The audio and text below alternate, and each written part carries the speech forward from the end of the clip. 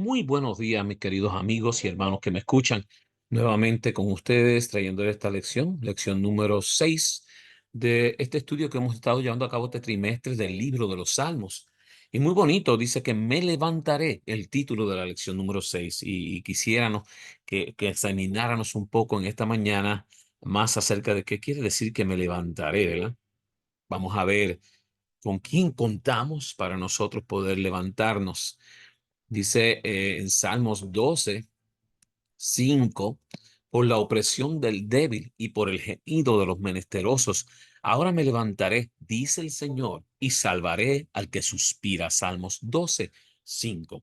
Qué bonito es saber que Jehová, Dios, se va a levantar para ayudarnos. Dice ya, nuestra época no es la única en la que rugen el mal, la injusticia y la opresión. No, los salmistas también vivieron en tiempos así. Por eso los salmos son también protestas de Dios contra la violencia y la opresión en el mundo, en nuestro mundo y también en el de los salmistas. O sea, que esa opresión ha continuado por siempre, ¿verdad?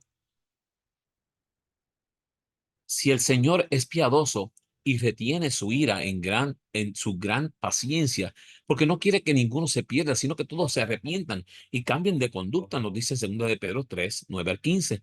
Y aunque el momento oportuno para la intervención de Dios no siempre coincide con las expectativas humanas, el día del juicio de Dios se acerca en Salmos 96:13 y 98:9. Solo tenemos que confiar en Él y en sus promesas hasta que llegue ese día. Solo el Creador, cuyo trono se fundamenta en la rectitud y la justicia, allá en Salmos 89:14 y 97:2, puede brindar estabilidad y prosperidad al mundo con su juicio soberano. La dimensión doble del juicio divino incluye la liberación de los oprimidos y la destrucción de los impíos, en Salmos 7:6 al 17. Esto es lo que se nos ha prometido y esto es lo que efectivamente ocurrirá algún día, pero según los tiempos de Dios, no los nuestros. Un aspecto que el salmista enfatiza grandemente. Así que no va a ser en nuestros tiempos posiblemente, pero en los tiempos de Dios, estas cosas, esta justicia se va a estar llevando a cabo tal y como debe de ser. Dice, cuando las dificultades o las injusticias rodean al salmista, este clama, levántate, Jehová. En Salmos 3:7, 7:6, 9:19 y bueno, un sinnúmero de textos donde siempre dice, levántate, Jehová. Ante el clamor, el Señor se levanta cual guerrero para defender al indefenso, en Salmos 12:5, y para juzgar y salvar a los mansos de la tierra, en Salmos 76:9. Dios tiene también un plazo fijado para levantarse de su lugar en el santuario para ejecutar su ira, su extraña obra, ¿verdad? Y tener misericordia de su pueblo. Así es que, mis queridos, esta lección de esta semana nos va a hablar del guerrero. ¿Quién es ese guerrero? La justicia divina y la justicia humana, ¿verdad? En Salmos 41 y Salmos 82. Y el juicio, la ira divina y el santuario en Salmos 99. Vamos a examinar estos puntos para poder entender un poquito más lo que la lección nos quiere hablar y qué nos quiere decir, ¿verdad? De cada uno de estos. Por ejemplo, tenemos el guerrero. Allí tienen a Jesús en caballo y vamos a ver qué nos dice. Dice, me libró de mi poderoso enemigo y de los que me aborrecían, pues eran más fuertes que yo. Salmos 18:17. ¿Tiene poder Dios para defendernos? ¿Qué creen ustedes? Seguro que sí, ¿verdad? Por supuesto. En Salmos 18:2 podemos ver a Dios manifestándose como un guerrero cabalgando a caballo, haciendo temblar la tierra y levantando humo y fuego a su paso, paralizando al enemigo con su potente voz, usando las fuerzas de la naturaleza como sus flechas y librando así a los que a él claman. Y Salmos 18:7 al 18 nos habla de esto en este Salmo 18, cómo él se levanta, cómo él puede guerrear por nosotros, ¿verdad? Y aunque era un guerrero acostumbrado a la batalla, David, ¿ok? David era un guerrero, nunca confió en su propia fuerza. Y mis queridos, nosotros no podemos confiar en nuestras fuerzas, tenemos que confiar en el Señor. Ni tampoco confió en su inteligencia o en su pericia en el manejo de las armas. Todas sus victorias las debía a Dios, quien peleó siempre por él. Salmo 18:47 al 48. Así es que, mis queridos, tenemos que depender de Dios. Saber que depender que Él es el que está en control de estas victorias, de estas guerras, de estos problemas, de estas injusticias, ¿verdad? La determinación y la magnitud de sus actos o de los actos de Dios deberían disipar cualquier duda sobre el gran cuidado y la compasión de Dios por los que sufren o sobre su capacidad para derrotar el mal. Solo tenemos que esperar a que Él actúe. Mis queridos, tú y yo tenemos que aprender a esperar. El guerrero está disponible para ti, para mí. Él quiere pelear tus batallas, quiere pelear mis batallas, pero necesitamos confiar en que Él está haciendo este trabajo, ¿verdad? Vamos a hablar un poco de la justicia divina, ¿verdad? Vamos a hablar de esta justicia para poder comprenderla un poco. Y luego vamos a hablar de la justicia humana. La justicia divina dice allá, por la opresión de los pobres, por el gemido de los menesterosos, ahora me levantaré, dice Jehová, pondré en salvo al que por ello suspira. Salmos 12:5. La Biblia deja muy claro que Dios no tolera las injusticias. ¿Saben? Dios es un Dios justo. La injusticia no le ha gustado nunca. Si el necesitado o el oprimido claman a Dios, Él se levanta para hacerle justicia. En Salmos 12:5. Cuando se sentía vulnerable y enfermo y sus propios amigos en secreto deseaban su muerte, David clamó a Dios. Salmos 41:7-9, confesando su propia indignidad, dejó su caso en las manos misericordiosas de Dios, seguro de que Él lo oiría. En Salmos 41:4 y 11:13. La actitud de Dios para con los necesitados nos llama a sentir de la misma manera, es decir, debemos preocuparnos por ellos. El Señor recompensa a los que tienen esa actitud, allí en Salmos 41, 1 al 3. Debemos levantarnos contra la opresión, no apoyados en nuestra sabiduría o capacidad, sino en la sabiduría y el poder de Dios. Solo Él puede actuar con justicia. Dios juzgará todo maltrato, así como la negligencia en ayudar al oprimido en Mateo 25, 31, 46. Mis queridos, si tú te encuentras en esa situación donde quizás hay un necesitado, no voltees tu cara, míralo, trabaja. Dios va a juzgar todo esto porque tú no sabes cuál fue la razón por la que estuvo allí. Esta es la justicia divina de Dios. Dios siempre quiere estar supliendo, quiere estar al pendiente. Estarás pendiente tú también. Veamos. Justicia humana. Miren esto. Esto de la justicia humana es algo bastante serio y bueno saber también, ¿verdad? Defended al débil y al huérfano, hacer justicia al afligido y al menesteroso.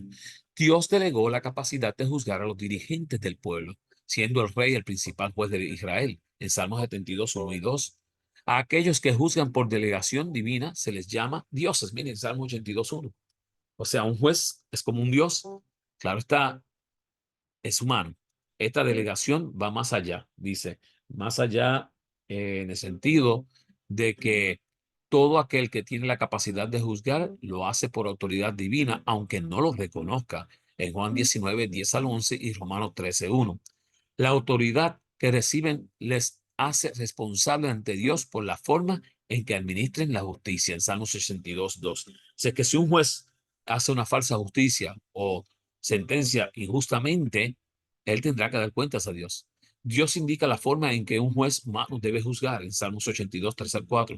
Si lo hacen correctamente, son considerados hijos del Altísimo, Salmos 82:6. En caso contrario, ellos mismos caerán bajo el juicio divino en Salmos 82, 7 al 8. Así que la justicia humana tiene que ser guiada por Dios como quiera para que sea una justicia justa, ¿verdad? Veamos. El juicio. Vamos a ver este juicio. La ira divina.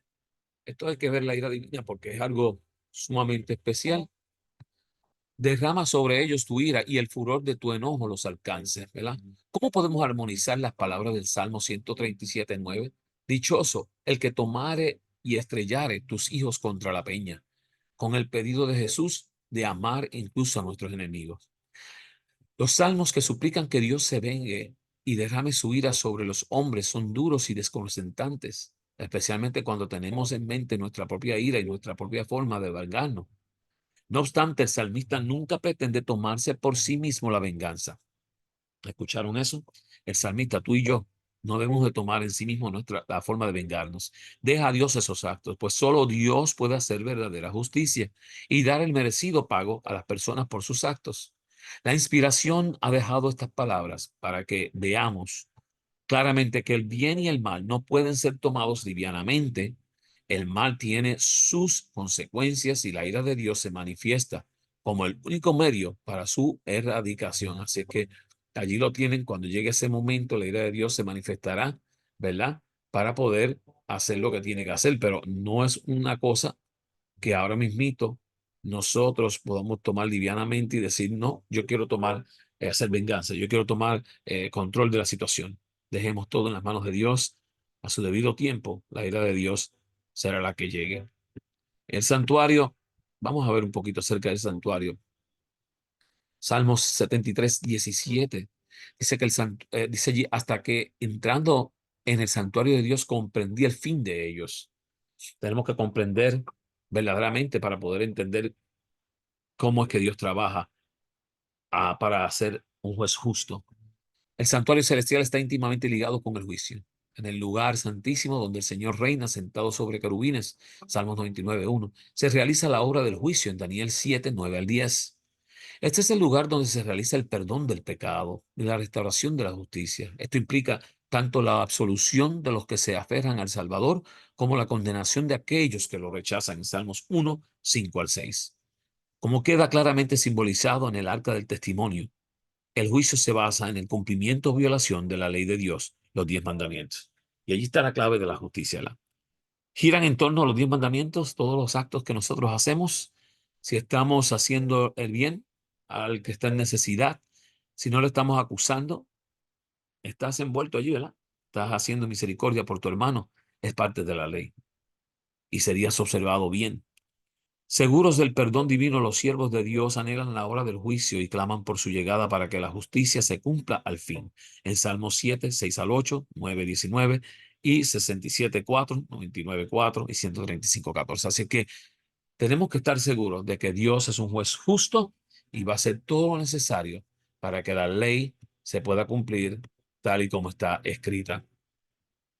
Maranata, el Señor viene, 14 de noviembre, escrito por Elena G. de White, dice, tal como el arco iris se forma en las nubes por la unión de los rayos del sol y las gotas de lluvia,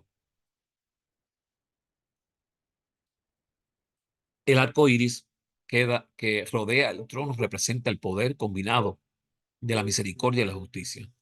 No solo hay que afirmar la justicia porque eclipsaría la gloria del arco iris de la promesa que está sobre el trono. Los hombres solo verían la condenación de la ley si no hubiera justicia ni sanación. El gobierno de Dios carecería de estabilidad. La unión de la justicia y la misericordia perfecciona la salvación. Ah, mis queridos, qué bonito es saber eso, ¿verdad? Y mire lo que nos dice acá un poco más en la parte de la lección ya para finalizar, en el discurso maestro de Jesucristo, la bienaventuranza. Muchos salmos son protestas contra la indiferencia humana ante la injusticia. Son un rechazo a aceptar el mal. Nos están motivando, no están motivados por el deseo de venganza, sino por el celo de glorificar el nombre de Dios. Por eso no es incorrecto que los justos se alegren cuando vean la venganza de Dios sobre el mal, porque así se restablecen en el mundo el nombre de Dios y la justicia. Estos salmos obligan a levantar la voz contra el mal y anhelar la venida del reino de Dios en su plenitud. En ellos se nos da la seguridad del consuelo y la liberación divinos. El Señor se levantará. Jesús dijo, cuando por mi causa os vituperen y os persigan, gozaos y alegraos. Señalaos a sus oyentes que los profetas que habían hablado en el nombre de Dios habían sido ejemplos de aflicción y paciencia. Abel, el primer cristiano entre los hijos de Adán, murió por mártir, como mártir. Enoc caminó con Dios y el mundo no lo supo. Noé fue escarnecido como fanático y alarmista. Otros experimentaron vituperios y azotes, y a más de estos, prisiones y cárceles, y otros fueron atormentados, no aceptando el rescate a fin de obtener mejor resurrección, nos dice el discurso maestro de Jesucristo, la página 34-35. Así que me levantaré, dice Dios. Se va a levantar, mis queridos. Si estás pasando por pruebas, por dificultades, clama a Dios. Él va a levantarse para respaldarte, para ayudarte, para poner su mano poderosa en tu vida. Oramos.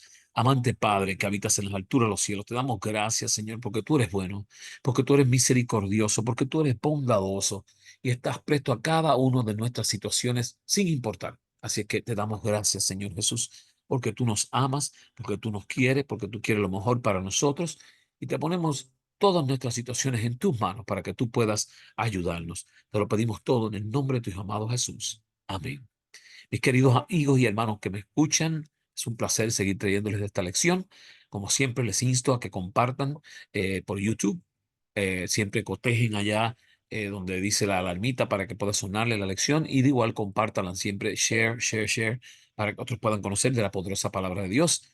De igual forma, también la pueden escuchar por Spotify o por podcast. Así es que también la pueden compartir por allá a otras plataformas. Mándela si usted tiene un grupo, mándela por allí también a su grupo para que otros puedan conocer del amor maravilloso de Cristo Jesús. Dios les bendiga. Dios les guarde.